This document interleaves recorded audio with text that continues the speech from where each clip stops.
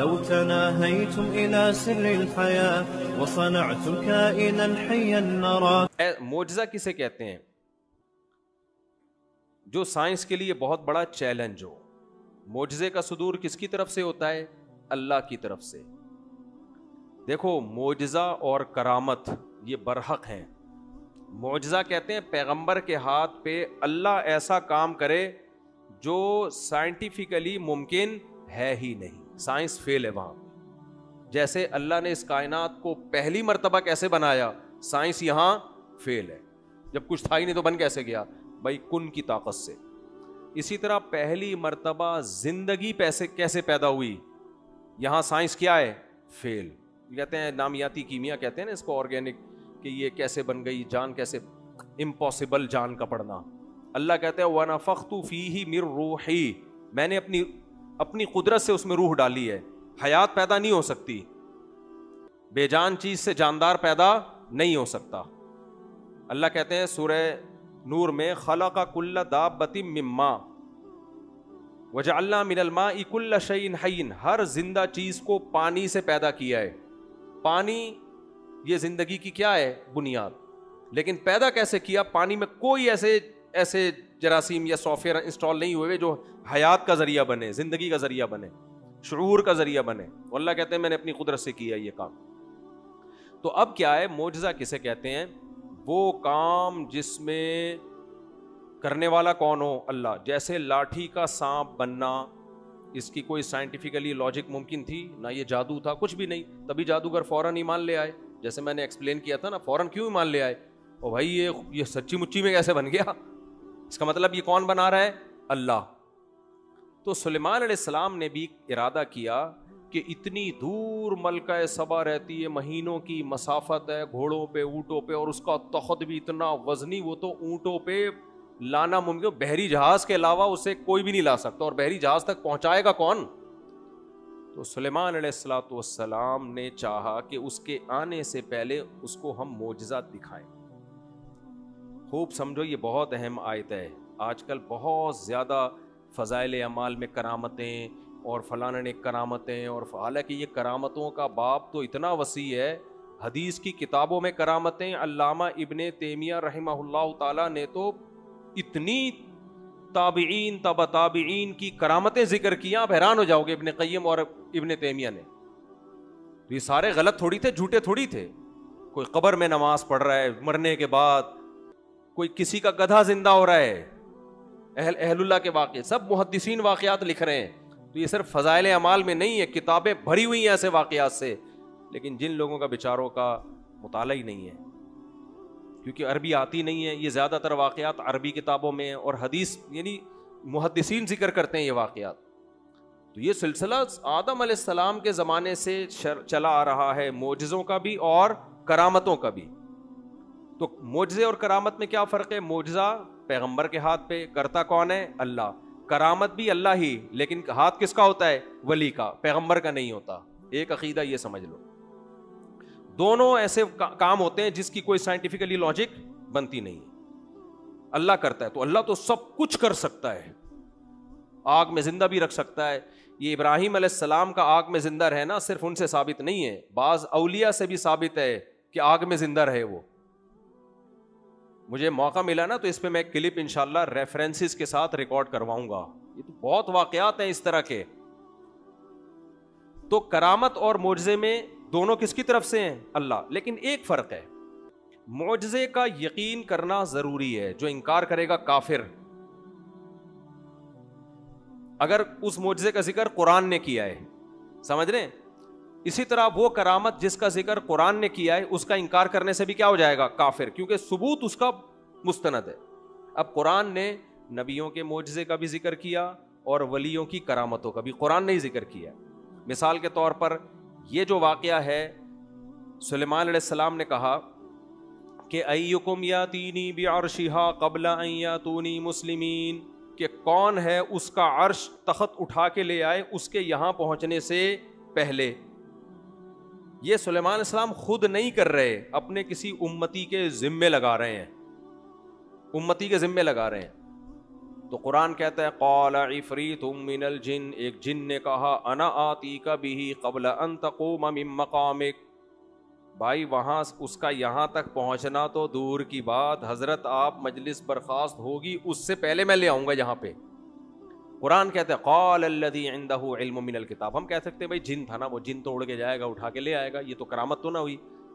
تو ایک بزرگ نے کہا جن کو اللہ نے کتاب کا علم یعنی زبور کا علم دیا تھا، انہوں نے کہا انا آتیک بہ قبل ان یرتد الیک طرفک، میں آپ کے پاس لے کر آؤں گا آپ کی پلک جھپکنے سے پہلے. یہ کہا اور تخت حاضر. یہ کیا تھی بھائی؟ یہ سلیمان علیہ السلام کا معجزہ تھا اور اس ولی کی کرامت. یہ سلیمان علیہ السلام کا معجزہ کیوں تھا؟ وجہ علماء نے یہ بیان کی ہے کہ ان ولی کو جو ولایت ملی وہ سلیمان علیہ السلام کی پیروی کی وجہ سے ملی، سلیمان علیہ السلام کو فالو کرنے کی وجہ سے ملی. تو ہر ولی کا معجزہ اس پیغمبر کا، ہر ولی کی کرامت اس پیغمبر کا معجزہ ہوتا ہے جو ولی اس پیغمبر کی امت میں ہے. تو نبی صلی اللہ علیہ وسلم کی امت میں قیامت تک جتنی ولیوں کے ہاتھ پہ کرامتیں ظاہر ہوں گی، اولیاء اللہ کے ہاتھ پہ، یہ ان ولیوں کی کرامتیں ہوں گی. لیکن معجزہ کس کا ہوگا؟ یہ پیغمبر صلی اللہ علیہ وسلم کا، کیونکہ وہ نبی کو فالو کرنے کی وجہ سے اللہ نے ان کے ہاتھ پہ یہ سارے کام کیے ہیں. تو یہ جو کرامت ہے نا، اس کا ایمان لانا ضروری ہے، کیونکہ یہ کس کے دربار، یہ اس کا نقل کرنے والا کون ہے؟ قرآن. اگر آپ کا انکار کریں نہیں ایسا کچھ بھی نہیں ہوا تو کافر ہو جائیں گے.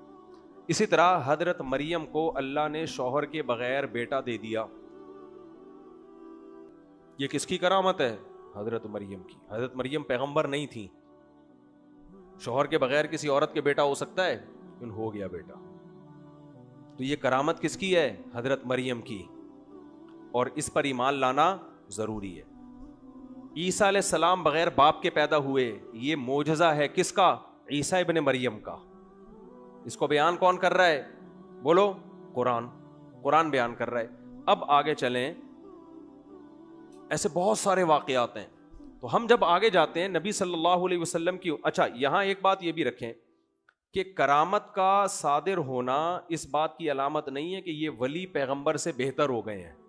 کچھ کرامتیں ایسی ہیں جو پیغمبروں کے ہاتھ پہ وہ معجزے ظاہر نہیں ہوئے، ولیوں کے ہاتھ پہ ہوئے ہیں. کچھ کرامتیں صحابہ پہ نہیں ہوئی، تابعین پہ ہوئی. ابن تیمیہ رحمہ اللہ نے تو یہ لکھا ہے، بلکہ یہ تو روایات سے ثابت ہے کہ صحابہ کے دور میں اتنی کرامتیں صحابہ کے ہاتھ پہ نہیں ہوئی ہیں جتنی تابعین کے ہاتھ پہ کرامتیں ظاہر ہوئی ہیں.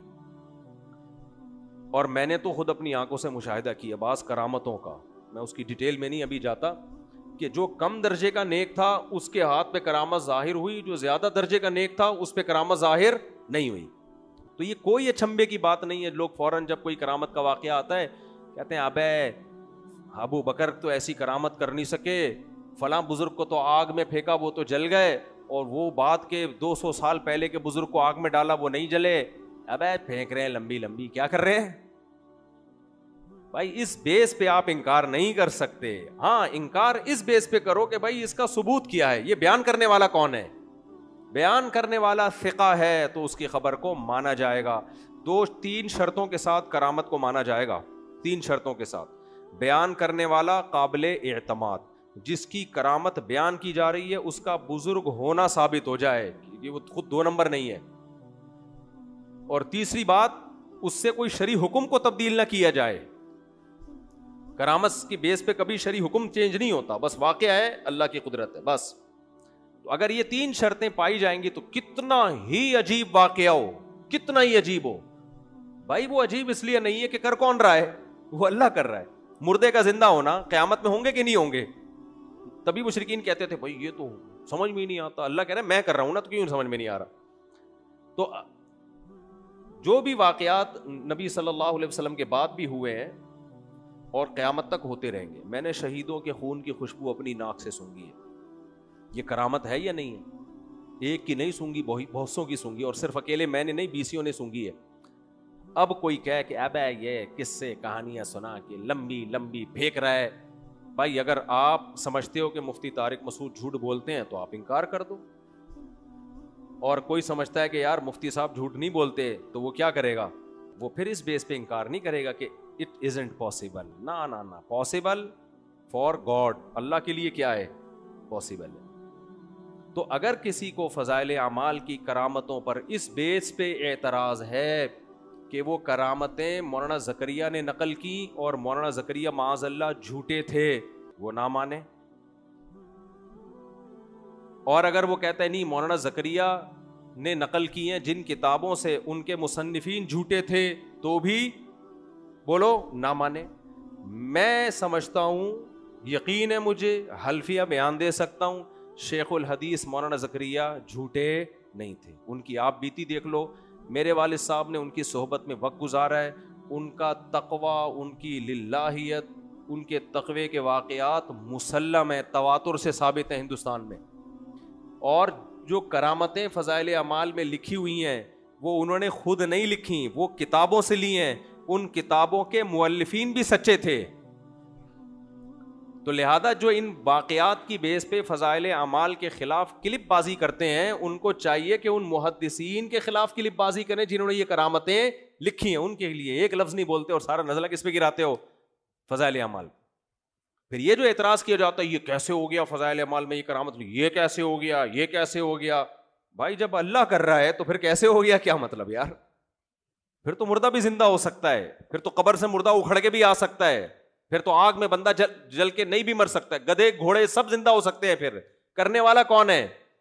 قرآن میں خود گدھے کے زندہ ہونے کا اللہ نے تذکرہ کیا ہے, خود اللہ نے تذکرہ کیا ہے. اور ابراہیم علیہ السلام کا تذکرہ کیا کہ کیسے پرندے کو کاٹ کے 4 ٹکڑے چاروں پہاڑوں پہ رکھ دیا اور وہ زندہ ہو کے آ گیا. تو جب یہ پیغمبر کے ہاتھ پہ ہو سکتا ہے, کرنے والا اللہ ہے, تو ولی کے ہاتھ پہ بھی ہو سکتا ہے. پھر لوگ کہتے ہیں اب کھچک کر کے دکھاؤ ہمارے سامنے.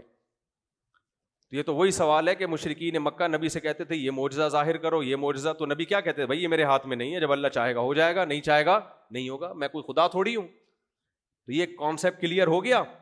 ایک سوال لوگ کہتے ہیں پھر یہ بدعتی لوگ بھی تو اتنے قصے سنا رہے ہیں, پھر ان کو بھی مان لو.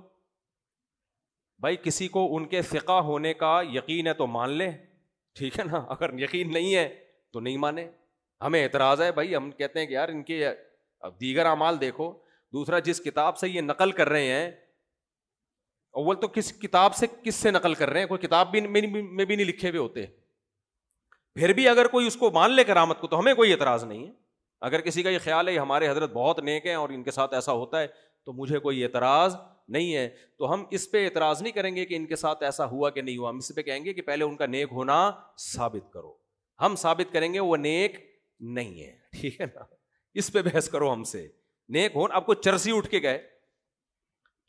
کے کہے کہ میں آیا تھا تو 4 فرشتے آئے اور مجھے مکہ کی طواف کرا کے لائے ہیں, تو میں کہوں بھائی یہ ممکن نہیں ہے. کہہ رہے جب تمہارے قبر سے مردے اکھڑ سکتے ہیں کرامت کے طور پر تو مجھے فرشتے طواف کیوں نہیں کرا سکتے؟ تو ہم اس کو کیا جواب کہیں گے, چرسیوں کو فرشتے طواف نہیں کراتے, تو چرسی ہے, تیرے ساتھ نہیں ہو سکتا. تورے چرس اس دن نہیں ملی ہوگی تو تیرا دماغ کام کرنا بند ہو گیا ہوگا. تو یہ اعتدال کا راستہ ہے. مستند ذریعے سے ثابت ہوگی تو مانا جائے گا, مستند ذریعے سے ثابت نہیں ہوگی تو نہیں مانا جائے گا. یہ کرامت کا باب ہے. تو اب چلتے ہیں ہم آگے. یہ بالکل وہی ملحدوں والا حساب ہے. دیکھو عیسائی ذہنیت سے سوچو گے نا, عیسائی ذہنیت سے تو ہر کرامت میں شرک کی بو آئے گی. جیسے لوگ کہتے ہیں نا فضائل اعمال میں شرک بھرا ہوا ہے, کیونکہ وہ سوچتے عیسائی ذہنیت سے ہیں. عیسیٰ علیہ السلام مردوں کو زندہ کرتے, کوڑ کے مریضوں کو شفا دے دیتے. عیسائی ذہنیت کیا سوچتی تھی, یہ عیسیٰ کر رہے ہیں لہذا یہ خدا ہیں. اور بدعتیوں کی ذہنیت سے سوچو گے تو پھر نتیجہ کیا نکلے گا, ان کرامتوں سے یہ نتیجہ نکالو گے کہ مردوں سے مانگنا جائز ہے. اولیاء اللہ کو اللہ نے طاقت اور اختیارات دے رکھے ہیں, دیکھو فلاں بزرگ نے یہ کر دیا وہ کر دیا, آگ میں گئے جلے نہیں, اس کا مطلب یہی خدا ہیں. تو بیلنس والی بات, ہاں یہ تو ہے مشرکانہ ذہنیت, یہ جو عیسائیت کی اور بدعتیوں کی ذہنیت ہے. اور دوسری ذہنیت ہے ملحدوں کی, ایتھیس لوگوں کی, عقل پرستوں کی. وہ کہتے ہیں پاسبل ہی نہیں ہے, لہذا انہوں نے عیسیٰ ابن مریم کا انکار کر دیا کہ یہ سب کچھ جھوٹ ہے, عیسائیوں نے اپنی طرف سے گڑھا ہوا ہے. وہ معجزے جو تواتر سے ثابت تھے ان کا انکار کر دیا.